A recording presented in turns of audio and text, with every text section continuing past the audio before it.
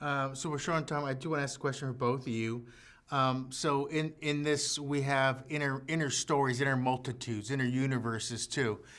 Is there an actor you think would star in your inner universe, and what would they be? What would their lesson be, or who would they be in your inner universe? Oh my gosh. I have so many actors that I would choose. I think the one that I would want to go with would probably be Matt Damon. I think that would be a really good choice. I love Matt and everything he does. I don't know. He's great. What lesson is he in your universe? Who is he? Ooh, I think he could be you. I'd like to see him be you. Play me? Yeah.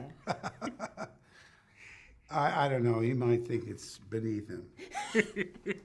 Do you have by chance any actor that would be in your inner universe? It took me a long time to be relaxed around Sir Alec Guinness, because my mom was a big fan of his, and she showed us The Lady Killers, The Lavender Hill Mob, Kind Hearts and Coronets, where he plays 8 different parts, including a woman.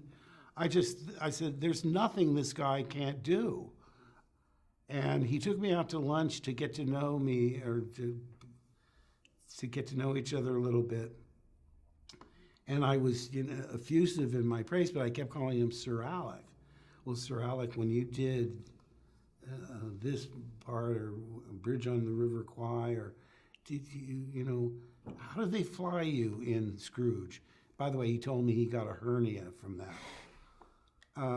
But see, there's a little information there, just between me, Guinness, and now you two. But I kept calling him Sir Alec, and one point he'd reach over and he tapped me softly twice, and then delivered a rather forceful slap. I said, "What was that about?" And he said, "I want to be known by my name, not my accolade." Can I call you Big Al? Now, he roared with laughter. That's the one thing about Alec that made me relax around him, is that he liked irreverent humor. And he liked American humor. He knew Saturday Night Live. Who knew? But he'd been in New York and he'd seen it. It wasn't on in England. So I used that. I was able to use humor.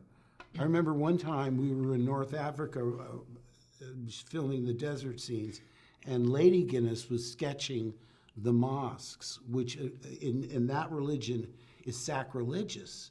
And so this guy came up, one of the set guards, angrily saying something in Arabic, ripped the pad out of her hands, ripped up her picture, threw it down, and stormed off cursing. And Sir Alec said, "Who in the world was that?" I said, "I have no idea.